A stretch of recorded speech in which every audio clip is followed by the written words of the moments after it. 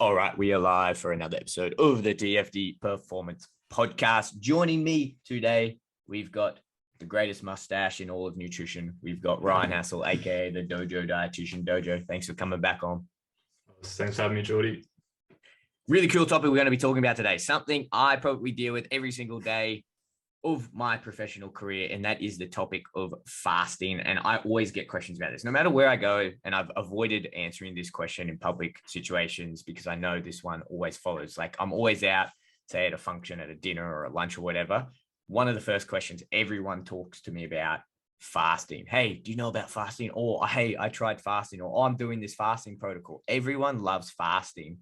I don't really get it. I do get it. I get why they want to do it, but once you understand the science behind it, and when you understand what actually goes on in the body, when you compare things like fasting to energy restriction, which we're going to be talking about today, you will understand why fasting may not be the holy grail that you think it is. Let's just get into it and kick it off, Dojo, because there's a lot of info we want to get in. We don't want to drag it out and be too long, but Dojo, let's just kick this off. Let's educate the people, tell the people about the science that is really behind fasting. Right. Well, just to quickly run over, to make sure everyone's on the same page about it. So fasting is, for those that maybe haven't heard of it or aren't really sure what the different types of it are, because there's so many different types of fasting that get thrown around. Basically, fasting is just taking a break from eating for a particular amount of time that's kind of pre-planned. And the idea of fasting is not a new one, even though it's kind of popped up a bit more recently. It's sort of been around for hundreds and hundreds of years through religions and different cultures that use it for health reasons or whatever. But it has sort of more recently kicked off as a bit of a health fad, and kind of a hack for losing weight and losing fat and all that kind of stuff, with any kind of fad diet that comes through. But I guess the main thing here is the idea of it has come from this idea of way back in the day where maybe we were hunter gatherers or whatever, and we kind of have all this food at once, and then maybe we have to go without food for a while, and that being a more natural way of eating, versus today where we can just graze out of the fridge every 15 minutes if we want to. And the science is kind of exploring is there something to that, in that if we're just constantly feeding ourselves all the time, is that causing any problems? So I guess the science of intermittent fasting or fasting is kind of looking at that, if that makes sense. Is there anything else there that I guess you would use to explain fasting to the people listening? No, I think that covers it pretty well. I think ultimately what fasting is just restricting your food intake for a period of time, right? And it could be anything. There's many different ways that you can do it. A lot of people do it in the morning, they'll fast till lunchtime, or some people will do, that they'll do a later fast or whatever, heaps of different structures. I always find that argument very interesting when they go the whole hunter-gatherer primal human thing, because it's oh, you know what, those guys didn't eat, in the mornings doing, because they had to go out and actually hunt it. I guarantee if you could time travel a hunter-gatherer or primal person to 2022 and you put all of this food around them, guess what they would do? They would just be eating all the time, because that's what we're programmed to do. And we're going to get into all of that. So let's just jump into it, Dojo, because the science behind all of this is really cool.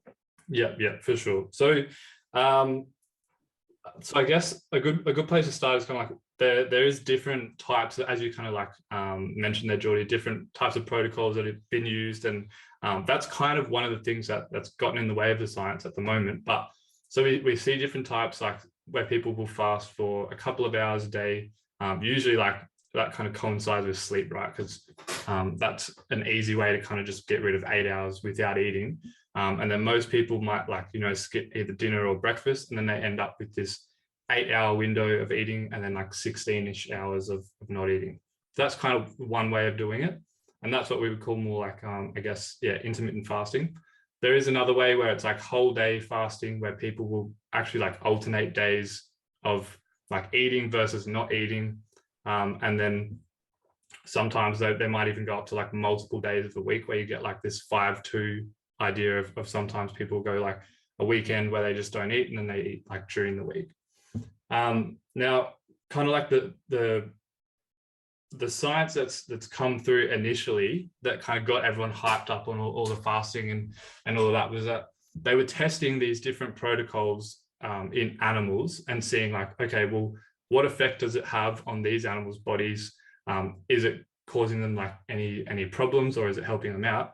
And what they found was like there was actually some really cool improvements, mostly around like metabolic control. So what that means is like, obviously in our body, there's like a lot of processes going on, and usually to do with energy. This is like what we call like metabolism.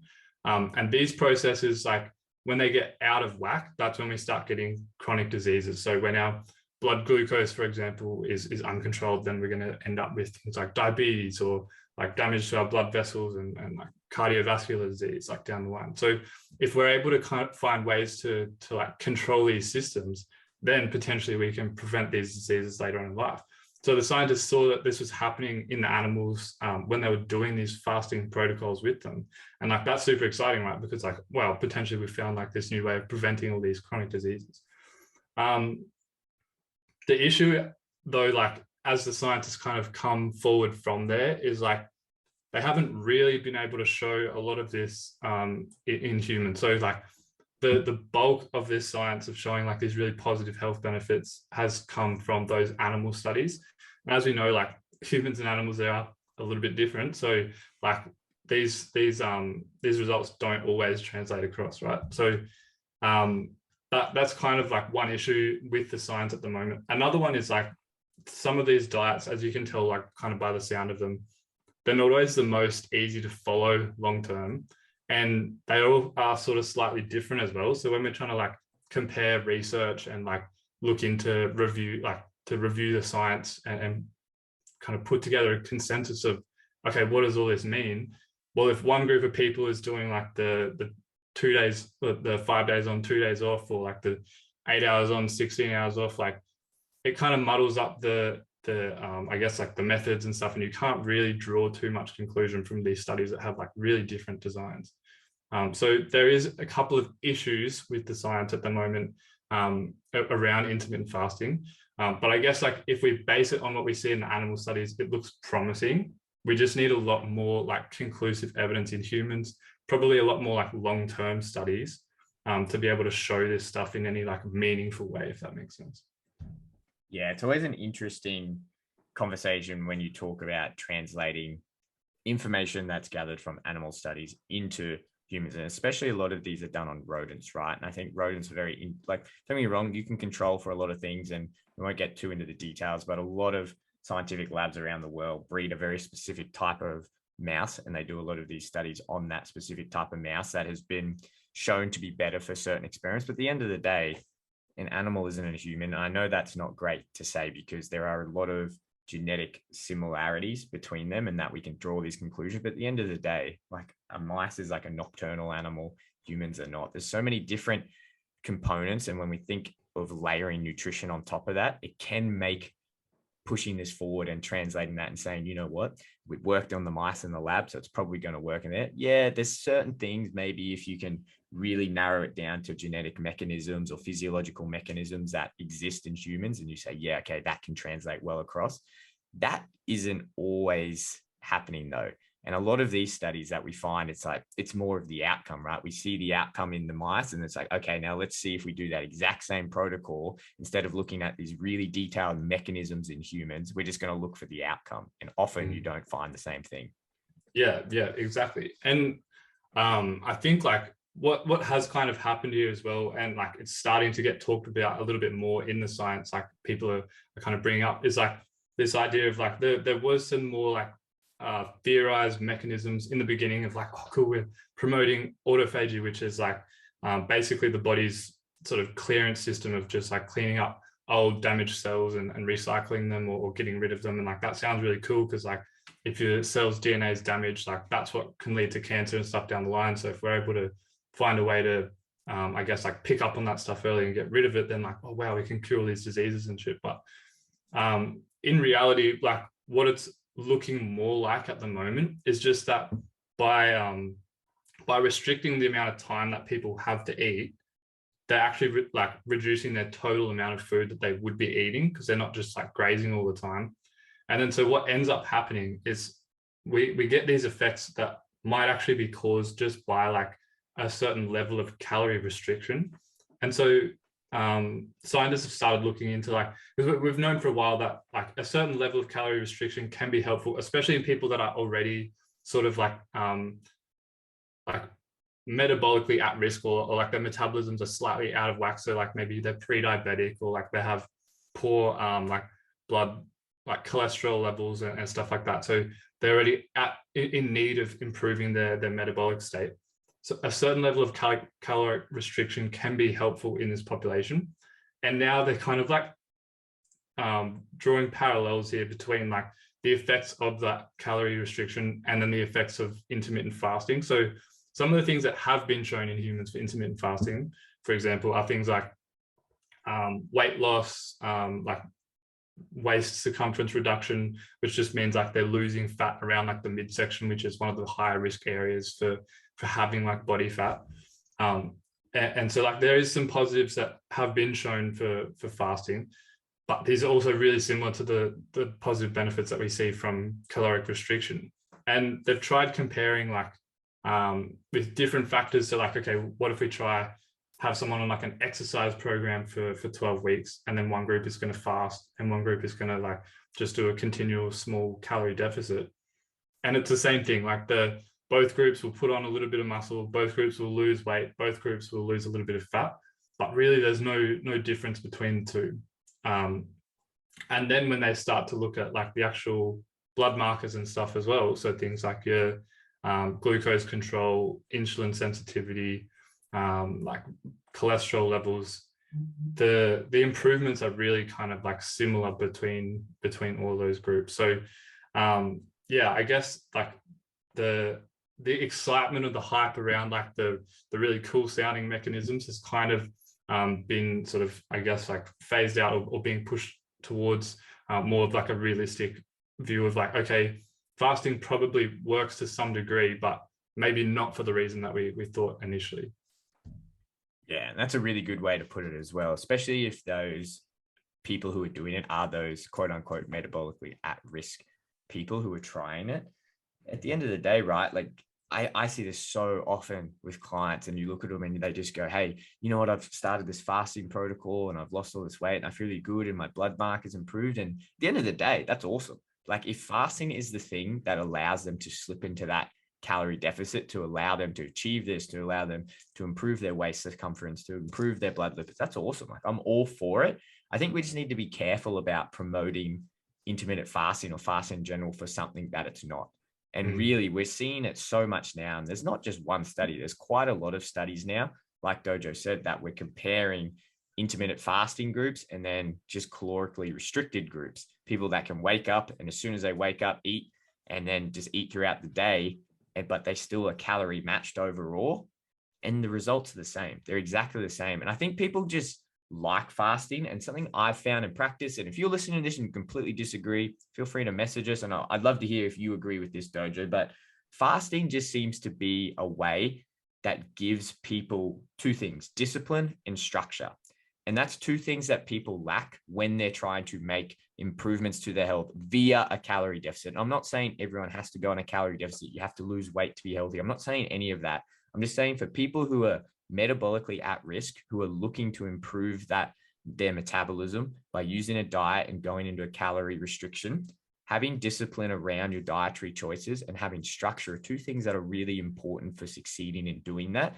Fasting just seems to be a way to add that, where, okay, you know what, I'm going to wake up and I'm going to stay disciplined. And from when I wake up at 8 a.m., I'm just going to drink water and get my body really hydrated until 1 p.m. And then at 1 p.m., I'm going to have this meal. And then at 3 p.m., I'm going to have this. It just adds a bit of structure to it.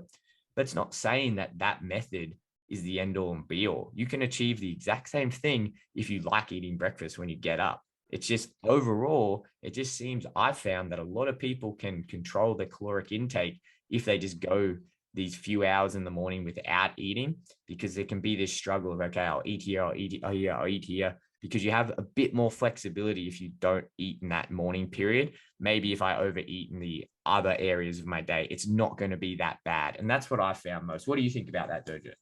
Yeah, honestly, like, so this is something I've had pop up a couple of times with clients, and like it makes sense because some people, they just like to have bigger portion sizes, But then if they're trying to, like, as you said, like reduce calories, this is one way that they can still do that, but then like have some control over their calories. So they can have like normal sized meals, or like what they would normally eat, but then they're just maybe like removing one of those from their day.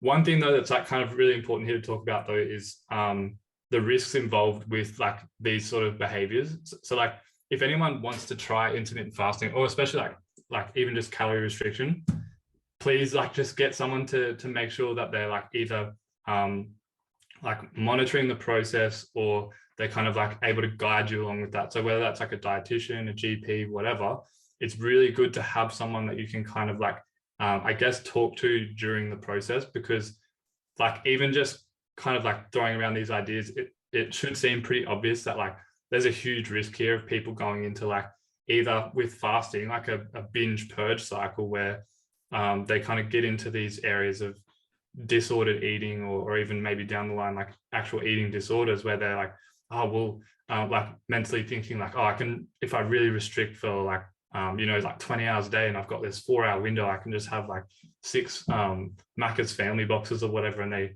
like just go from one end of the spectrum to the other during those times, where like we really want to still be responsible during the time when we're eating, if we are intermittent fasting. And then if we're calorie restricting, we also don't want to be like overly calorie restricting as well. So it's really important to, if you are going to sort of engage with any of these, I guess you would call them like lifestyle or like eating protocols or whatever, please like seek out some sort of guidance with them.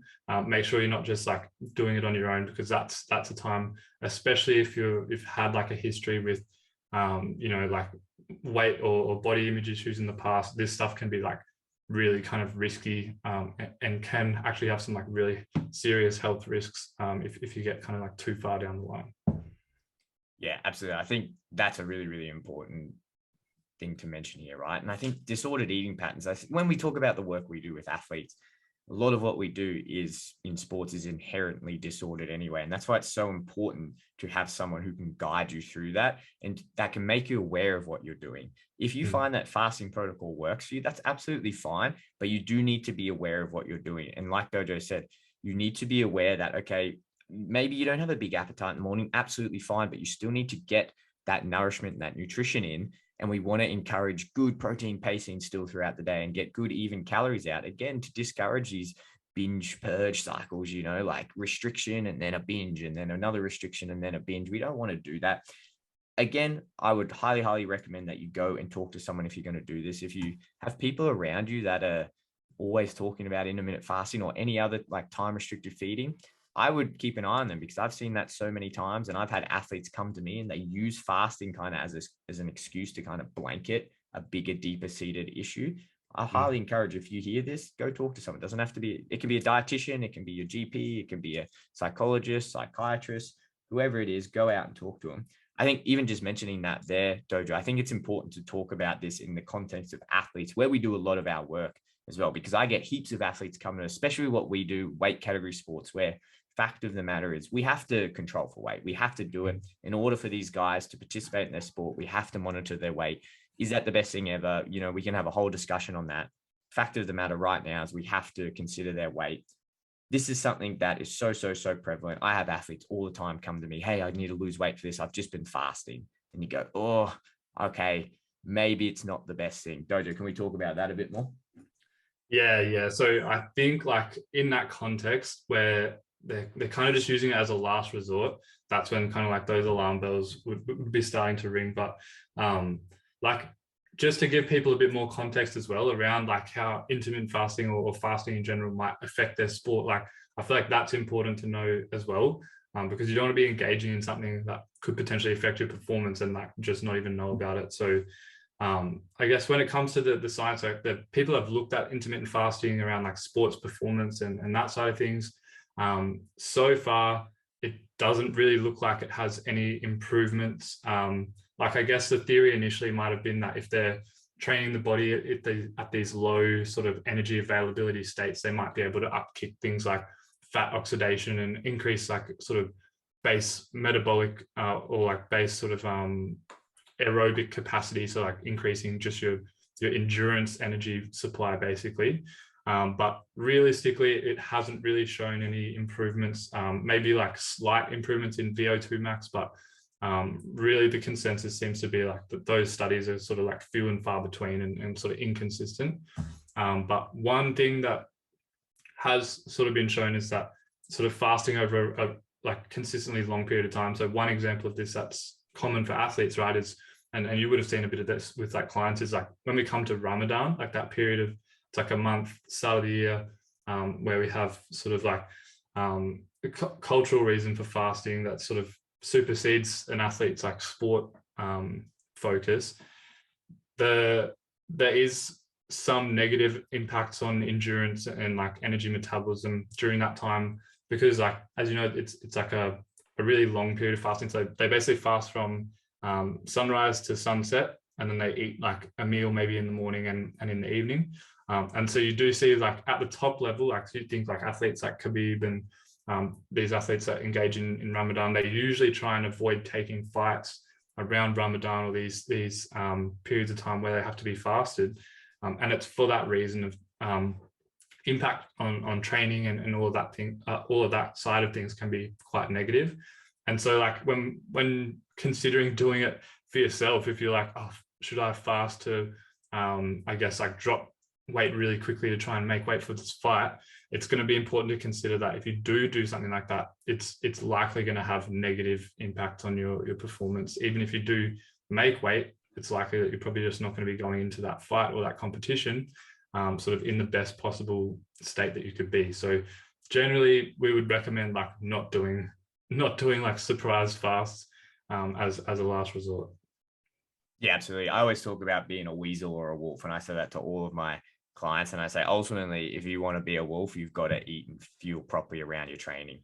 And whether you want to do it or not around your fasting protocols, I don't really care. Like if you want to be the best athlete that you can be, you need to be fueling your body, one, for your training, and then more importantly for your recovery and top up after those sessions or in between sessions. And if you're doing big, heavy, intense sessions in the morning and then have to back up again, either at lunchtime and then again at nighttime or just at nighttime, you need to refuel that. You can't be fasting throughout that. And I know it's tempting to think, oh, you know what, it'll help improve my body composition, it'll help increase my fat oxidation. It doesn't.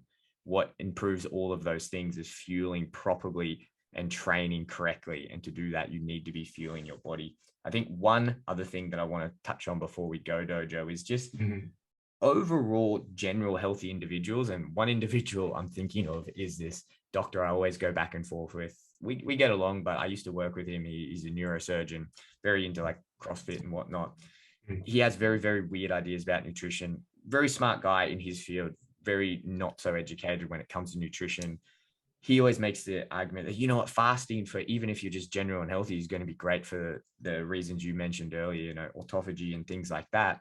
And I often make the argument to him and say, you know what, maybe, I'm not going to say absolutely no, because you never say never when it comes to science, but what's having more of an effect? Is it your intermittent fasting that you're skipping breakfast in the morning? Or is it the fact that you're getting 8 hours of sleep every day? Or is it the fact that you're adequately hydrating, or when you are eating, you're getting good serves of colored variety of fruit and veg, and you're eating good sources of protein, whether that's animal or plant-based, and you're getting lots of different micronutrients, and you're eating good whole foods throughout the day. And yeah, you're enjoying good social interactions throughout your day. You've good financial management. You're relatively stress-free in the big scheme of things, and you have good friendship and support groups around you. Is it the intermittent fasting that's causing all these health benefits, or is it all of those other things? And I think when you talk about this in more like, I want to say like prominent in like, because I feel like this is something that more like, I hate to say it, but like upper class people will often talk about and say, oh, intermittent fasting is great. It's like, yeah, that's great from your place of privilege when you can put all of these other things into place and you can eat really well and you can afford to go to yoga class and you can go out and do all these social things. It's probably not the intermittent fasting. It's probably everything else that you're doing in your life that's giving you those positive health benefits. Yeah, I totally agree. I think like it's kind of that idea of, you know, putting a band-aid on a bullet hole, like just using intermittent fasting to try and cure everything. And I think this is something that probably the martial arts community would understand, is like, you have to get the fundamentals first before you see any improvement from learning some really cool technique or whatever. Like the fundamentals, sleep, like just good, healthy nutrition, getting all your veggies, all of that kind of stuff is going to be like way better than just like having an absolute shit show of life and then being like, oh, but I fast for 16 hours a day, so I'm going to be sweet. Like you have to get the fundamentals down first, and then you can start to layer on things and kind of experiment with maybe it will work for you, but yeah, see how you feel once you've got the fundamentals down first. Yeah, absolutely. I think that's a great spot to leave it, Dojo. Any other final words on fasting before we go? No, that covers it. Sweet. Thanks, Geordie. All right, Dojo, until next time, if you guys have any questions about this, if you guys want a topic that we want to talk about or you want us to talk about, feel free to drop us a message in our DM, shoot us an email, whatever it is you can do to get in contact with us. Don't hesitate. We'll talk about it. All right, guys, until next time.